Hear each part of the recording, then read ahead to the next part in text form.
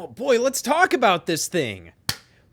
This. All right, there we go. I did it. Man, everybody's getting a little spicy about Nintendo these days, aren't they? Seems like there's something new every single week that somebody's bringing up that Nintendo's doing that's just like, oh man, this company, right guys? Now, the thing is, I think every single year Nintendo's been in the video game industry, there's always been numerous amounts of contentious things they've done. But ever since that Nintendo Switch 2 Direct in April of 2025, people have been so vocally against well, I wouldn't say this, I just say Nintendo in general. Because here's the thing, I think people are so pissed off because they want the Switch 2 or they want to like the Switch 2, but Nintendo has made it incredibly hard for them to do so. The much higher prices, you have all of these third-party games only available on the game key cards. There's been all these disclaimers in Nintendo's agreements with you as a consumer where, for example, they can monitor your game chat sessions, even though that's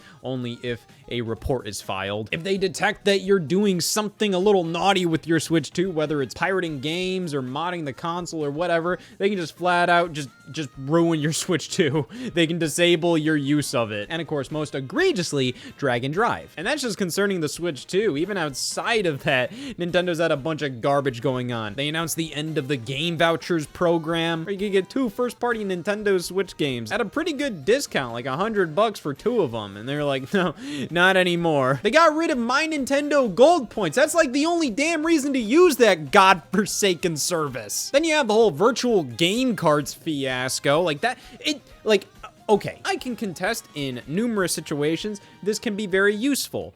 I have not come across any of those situations. And honestly, this whole thing is just a giant clusterfuck. Whatever. Like, Nintendo has been on a mean streak of doing some Dumbo baby bullshit recently. So much so that every now and then I will see somebody mention how the Nintendo you see these days is a completely different company from the Nintendo we all fell in love with. Nintendo isn't the same anymore. Remember them back during the Wii U era?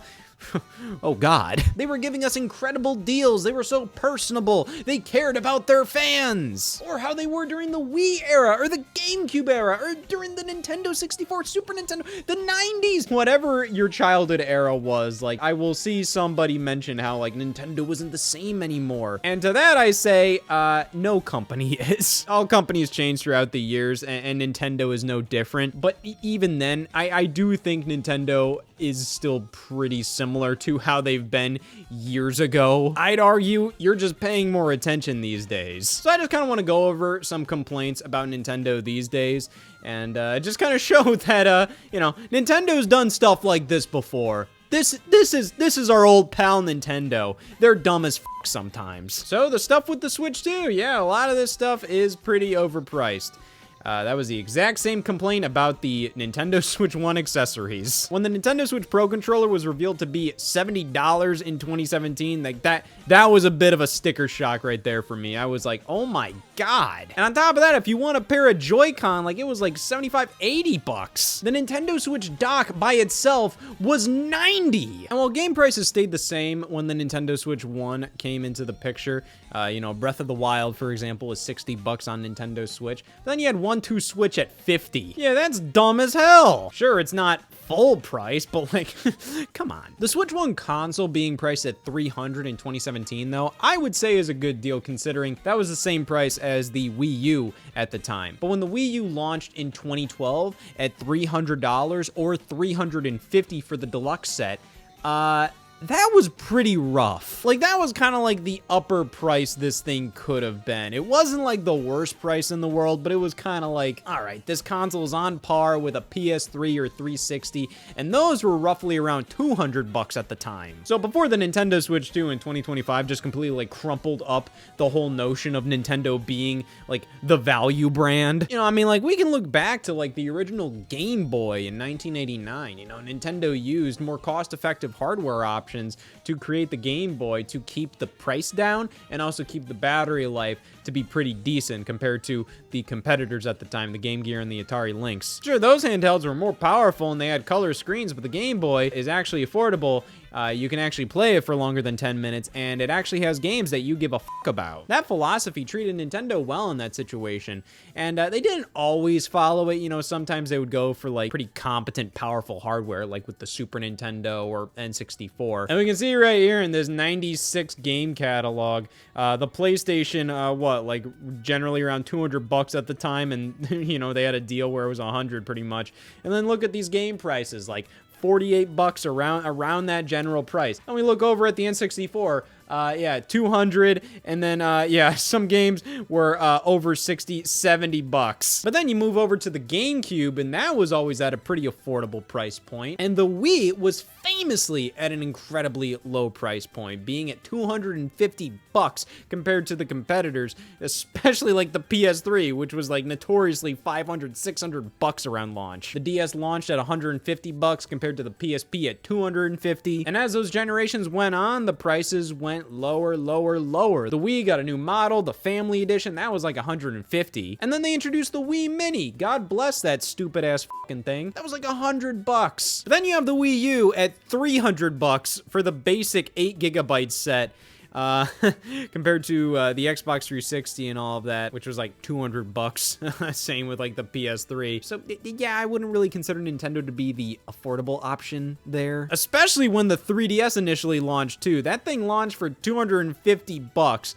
Absurd. It was especially bad when Sony announced the PS Vita was gonna be priced the exact same, 250. I think Nintendo was fully banking on the 3DS's 3D screen being such a massive selling point. Like, oh man, well, I mean, like, I gotta have it for 250. It's a 3D screen after all. Absolutely wild, but Nintendo kind of eventually like learned their way and made the 3DS like the far more affordable option. Got a price cut only a few months down the line to like 170 bucks. Then they introduced the Nintendo 2DS, which debuted at 130 bucks, and eventually after a couple of price cuts near the end of its life, that damn thing was 80 bucks, and it came bundled with Mario Kart 7. Mario Kart 7 is a $40 value. They were pretty much giving you this system for $40. That's insane. But at the same time, throughout the entire Wii U's life, that thing always stayed at 300 bucks. It got a price cut in 2013 where the deluxe set, which was originally 350, went down to 300, and then they pretty much forgot the basic set even existed, basically. But yeah, that was its price point. I mean, they would throw some games into the box every now and then, you know, they would have Mario Kart 8 bundles, Mario 3D World, plus Nintendo Land bundles. And yeah, the Wii U was the more affordable option in the next generation, the 8th generation, when the PS4 and Xbox One hit the scene. I mean, you know, like, it's just like, yeah, sure, it was like 100 bucks cheaper than the PS4 or Xbox One, but it's like, I don't know, man. Like, was the Wii U truly the more affordable option when the other consoles had like years upon years upon years of life left in them? And the Wii U, you would be saving $100, but that thing was toast by 2016, 2017. Like, no games were coming out for it. And now, like, the PS4 got like a price cut in 2015 to like 350 bucks and would be on sale consistently after that. So it's just like, yeah, I mean, you could get a PS4 for the same price as a Wii U by like 2016. As much as Nintendo was on paper the more affordable option there, they really weren't. And now I want to talk game prices and how Nintendo's been overpriced before too. Because there's a lot of things like I like to bring up and a lot of other people like to bring up, you know, how Switch games and Switch 2 games have definitely been pretty overpriced in numerous ways. For example, I think a lot of Nintendo's re-releases are absurdly overpriced on Switch and Switch 2. I mean, on Switch 2, look at Tears of the Kingdom, $80. Breath of the Wild is $70, and that doesn't even include the DLC. Donkey Kong Country Returns HD, Luigi's Mansion 2 HD, Donkey Kong Country Tropical Freeze, 60 bucks, even though those games on their original consoles and other re-releases those games have gotten have been significantly cheaper. Luigi's Mansion 2 debuted on the 3DS at $40, and then it got a Nintendo Selects re-release on the 3DS, which brought the price down to 20 bucks, and then the Switch version is 60, which is the same price as Luigi's Mansion 3, a brand new and much better and higher quality game that released in 2019. Tropical Freeze is was always the funny one because that game initially launched at $50 on the Wii U. Like it was like $49.99 game on the Wii U. They didn't consider that game to be worthy of the $60 price point there, but they did on Nintendo Switch for some reason. And I made this point before, but you look at Zelda Skyward Sword on the Wii. You know, when that launched, they offered this really great bundle, which included the special edition Wii Remote Plus, you know, gold with the Triforce on it and all of that. The game also came with a soundtrack CD, so that was a pretty crazy bundle. And that thing on the Wii was only $69.99. It was $20 more expensive than the actual game by itself. Like that's nuts. A Wii Remote on its own was $50. Like nowadays, a bundle like that would be like $150. And it's really easy to compare the two because you look at Skyward Sword HD, and that game launched at $60 on Nintendo Switch, and they launched special Skyward Sword Joy-Con controllers, which were sold separately for $80. And then they also launched that Skyward Sword Zelda and Loftwing Amiibo, and that was $25. So man, it is so easy to compare Nintendo in those two different eras, and like, wow, like they were giving us deals back then. Not all the time. I always found it very strange that they had such a cheap bundle for Skyward Sword, but not for Animal Crossing City Folk. The City Folk We Speak bundle was $70. The Super Mario All-Stars 25th Anniversary Collection initially seems like a pretty sweet deal, you know, oh, it's $30. But it's like, this is like one of the most infamous, stupid things Nintendo's ever released. I like it, but it's also like, come on, man. They put barely any time into it. Yes, it's a nice box, but it's a Wii disc with a Super Nintendo ROM on it. That's it. They didn't do anything to it. And Nintendo was selling Super Nintendo games on the Wii Virtual Console for $8 a pop.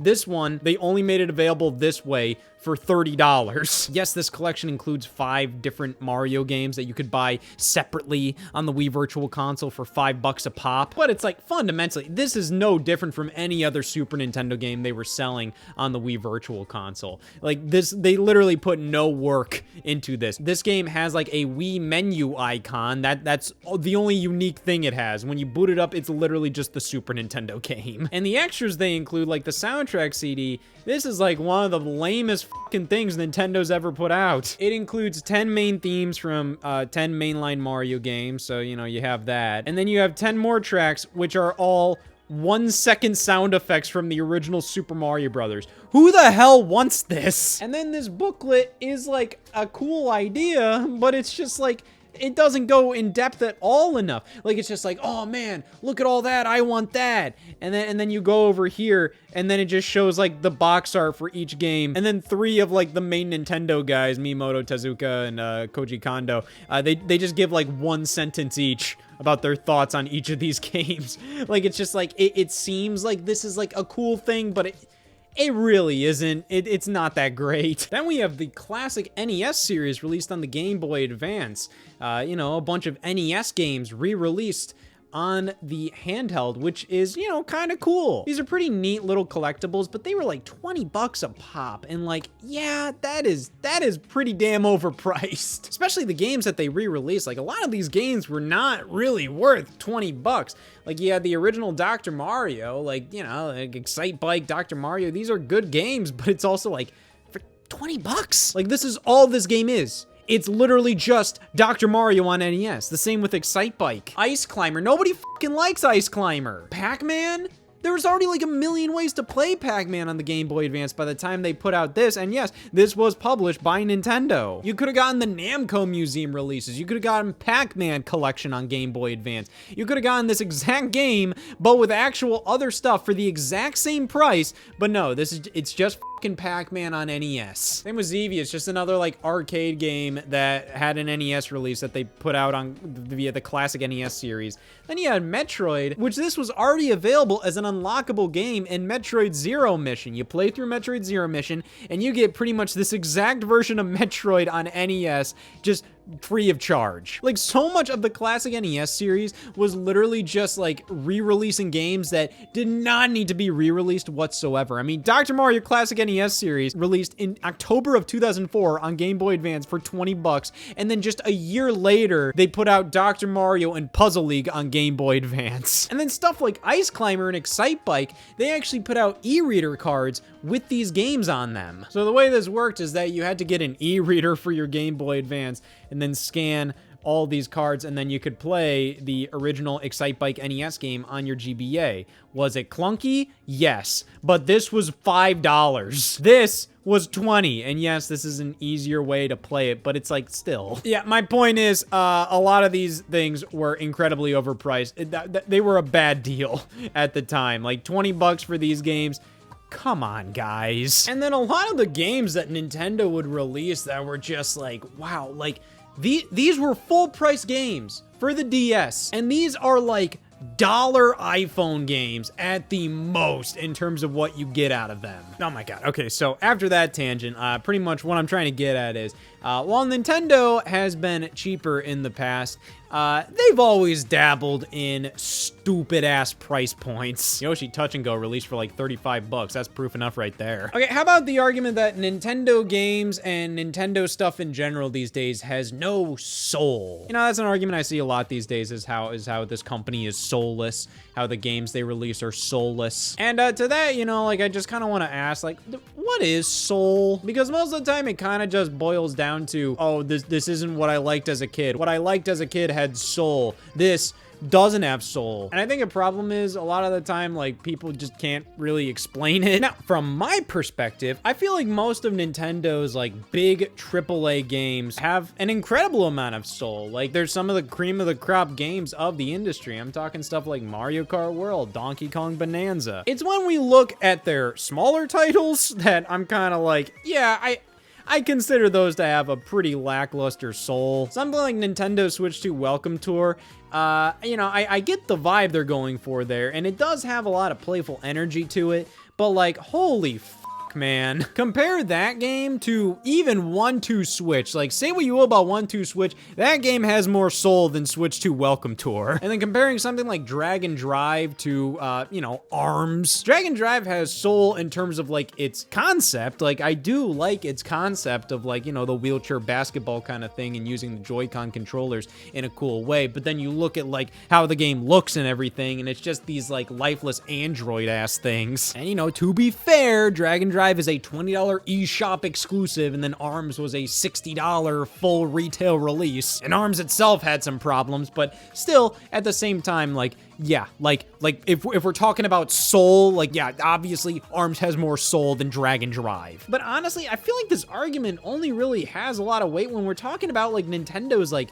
B-tier titles. Like, we're not really talking about this in regards to, like, their big AAA stuff, like their Zelda games, their Mario games. If anything, we had this argument during the Wii U era. A lot of their big Mario games they were pushing during them, those were damn soulless. New Super Mario U looking ass, like that is soulless right there. But if you think something like Nintendo Switch Sports is soulless compared to Wii Sports Club, this is what I'm seeing. I'm seeing a lot of people talk up Wii Sports Club like it's fucking awesome. Am I going crazy here? Listen, I'm not a huge Nintendo Switch Sports guy. I think it's okay. But if you're complaining about Switch Sports and you immediately compare it to Wii Sports Club and go, Wii Sports Club was so great, I'm immediately like giving you the little stink eye. Wii Sports Club was not very good.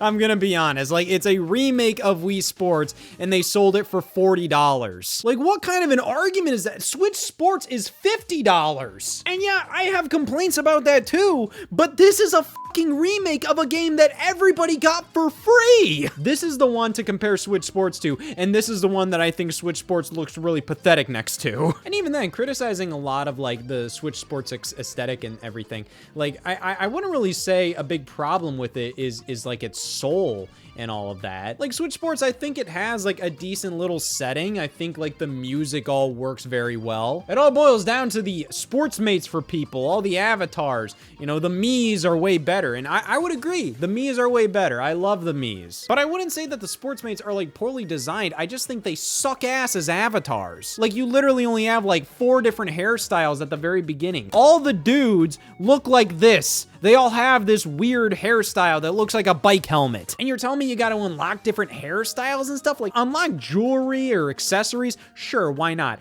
Hairstyles? Bro, come on. These things suck as avatars. As characters, I think they look fine. Like, I don't mind them. But I'd say Nintendo Switch Sport's biggest problem at the end of the day is just the lack of overall new ideas and the lack of content here in general, especially at launch. You know, they waited to putting golf in the game and basketball. But calling it soulless, I wouldn't say that's its problem. And that's just the thing. Going off of this, like, I feel like many people look at like when Nintendo releases like one of their B tier franchise, hell, even C tier ones, and it's in a lame ass state, and they say like, God damn, I don't know if I can do Nintendo anymore, man. This company is really jerking me around. And they're talking about like Mario Golf sucking. I'm like, yeah, I think Mario Golf should be a lot better too, but it's also like, why do we always act so doom and gloom about Nintendo concerning like how like Paper Mario isn't very good right now, isn't it? The quality of a lot of Nintendo's spin-off series have been kind of spotty within the past like decade plus, I would say. But in terms of their big boy main series, I'd say the only one that has really had like kind of a rough time has been Pokemon. And even then, people still eat that shit up. That like the sales are better than ever, and a lot of people are still like, oh man, Pokemon Scarlet and Violet are the best games ever, even if they run like ass. So yeah, Pokemon's in its own little weird thing, whatever. Yeah, let them go and fiddle around over there. When it comes to like Mario, Zelda, Kirby, Metroid, Pikmin, Animal Crossing, even if you didn't really like New Horizons, we all have to admit it's a good quality game. Like, Nintendo's output with a lot of these franchises has been pretty damn good during the Switch 1 generation. But I think some problems come in when we look at how many re-releases with these franchises we get, you know, like that's another big problem with Nintendo these days that's often brought up is too many ports, remakes, remasters, just old games all the time. Yeah, this is like one of my biggest examples of like Nintendo's always been like this, man. Oh boy, that's my Nintendo. In my opinion, in recent years, I do feel like Nintendo has been a little too over-reliant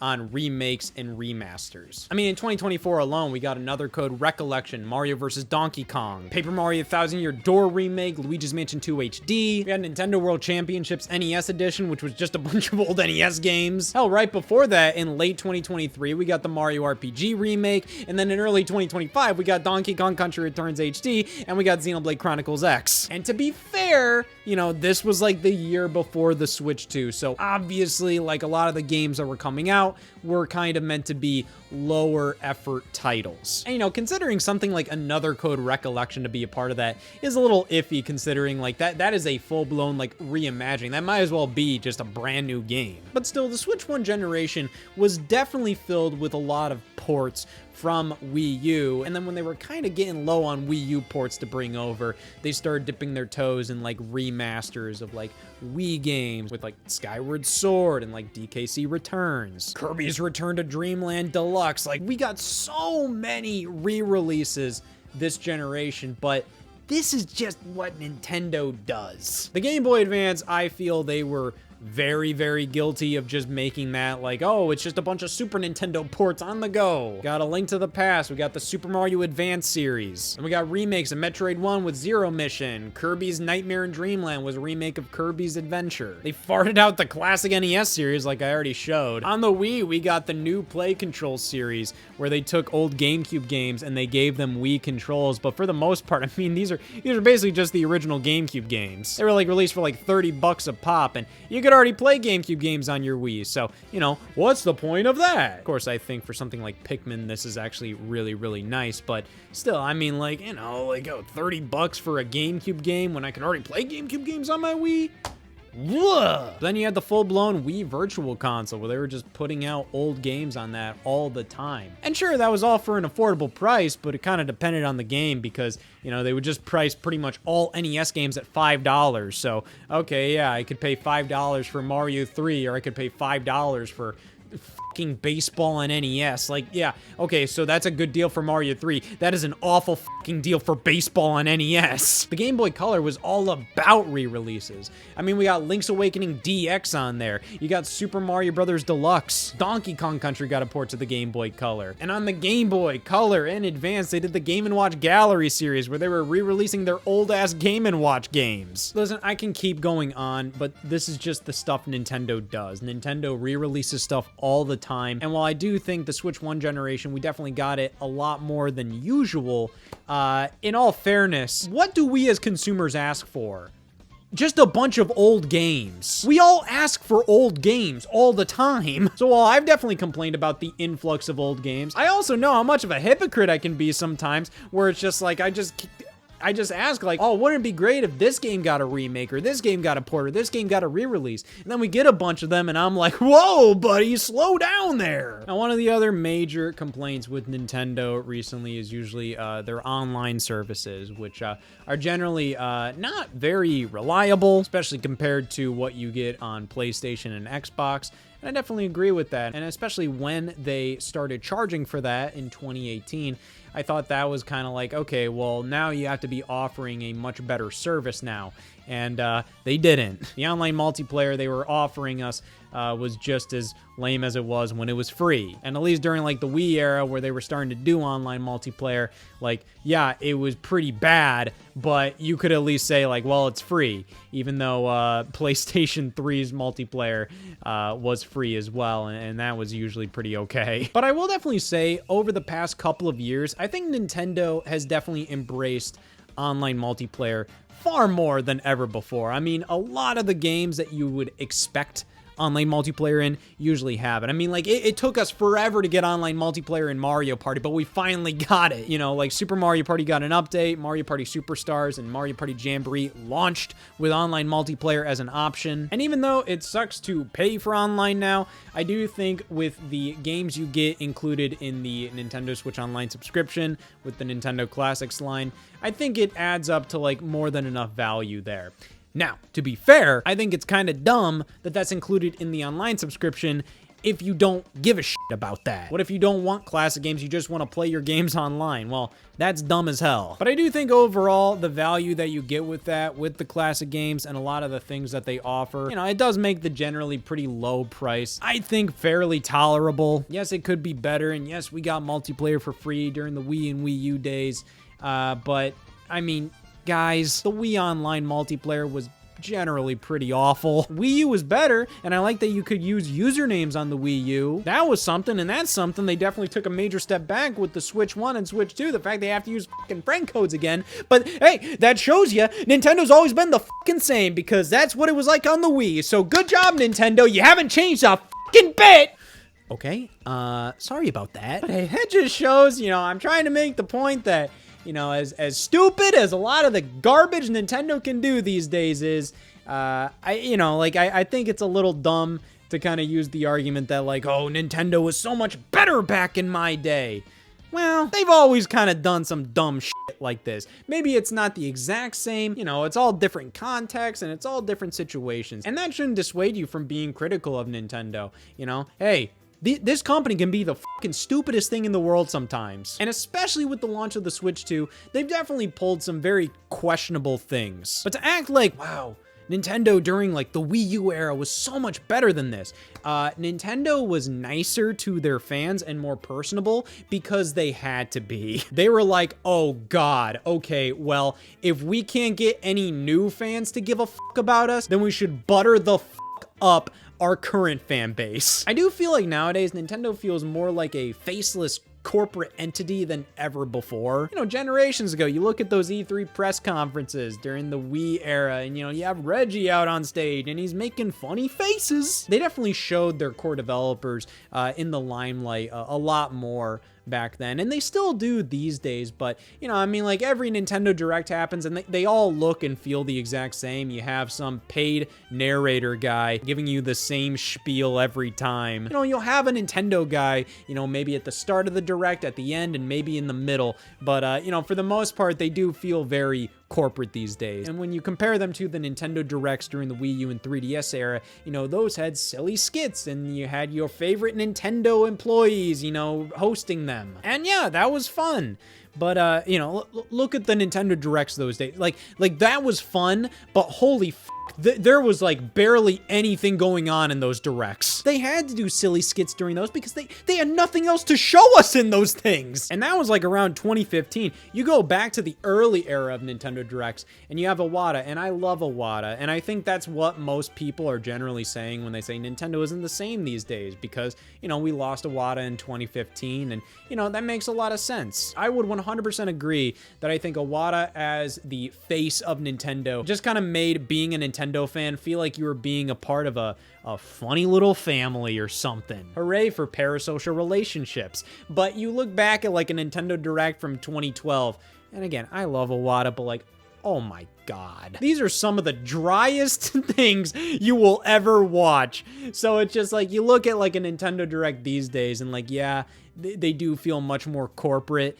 but it's also like, you know, like they kind of felt like that back in the day too, back when Nintendo had a soul. The point is, folks, you can hate the Nintendo Switch 2 and Nintendo these days all you want. Like, hey, there's some annoying things and there's some things to be critical about. But if you're gonna hate modern Nintendo, always realize some things never change.